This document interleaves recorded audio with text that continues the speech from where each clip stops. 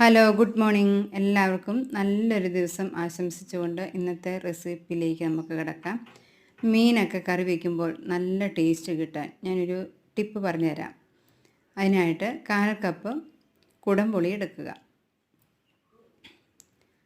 അതിന് തിളപ്പിക്കാൻ അത് 2.5 ഗ്ലാസ് വെള്ളം ഒഴിച്ചാണ് തിളപ്പിക്കേണ്ടത്. അതിന് പാത്രം അടുപ്പിൽ വെച്ചിട്ടുണ്ട്.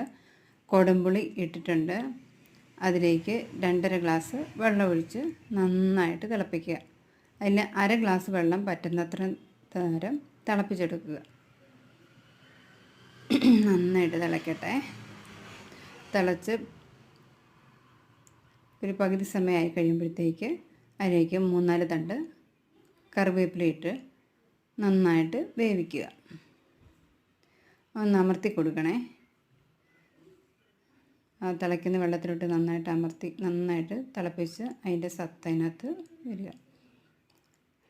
എന്നിട്ട് നമുക്ക് ചില്ല് കുപ്പിയിൽ ഇളക്കി സൂക്ഷിച്ചും വയ്ക്കാവുന്നതാണ്. ഇത് 2 ആഴ്ച വരെ